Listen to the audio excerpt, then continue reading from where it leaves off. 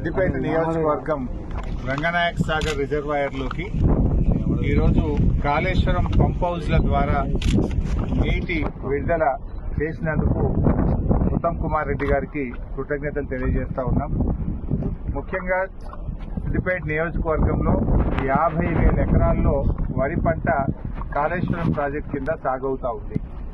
అయితే పంట పొట్టకొచ్చే సమయంలో రంగనాయక సాగర్ రిజర్వాయర్లో నీటి లభ్యత తగ్గింది. మరి పైనుంచి 1 టీఎంసీని పంపు చేసి పంటలు కాపాడాలని మేము ప్రభుత్వాన్ని కోరాం.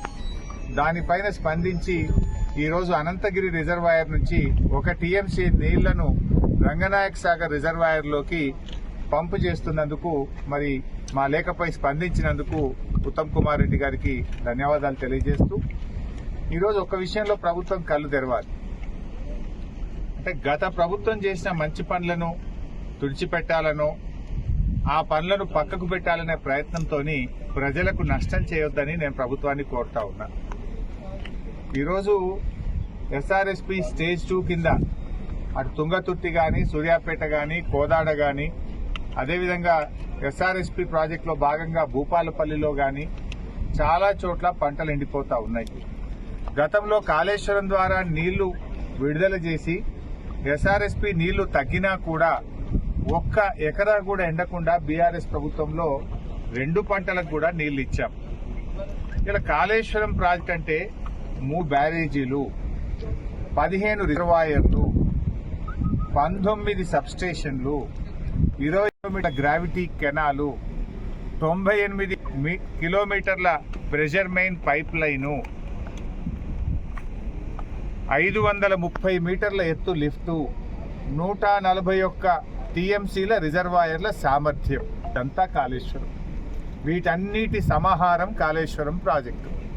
వీటన్నింటిలో 15 రిజర్వాయర్లు బాగున్నాయి, 203 కిలోమీటర్ల టనల్ బాగుంది, 1531 కిలోమీటర్ల గ్రావిటీ కెనాల్ బాగుంది, 19 సబ్స్టేషన్లు 400 kV బాగున్నాయి, 21 పంపింగ్ హౌసెస్ అన్ని కూడా బాగున్నాయి, ప్రెషర్ మెయిన్ పైప్ లైన్లు అంతా బాగుంది, 3 బ్యారేజీల్లో 2 బ్యారేజీలు ఇంటాక్ట్ ఉన్నాయి.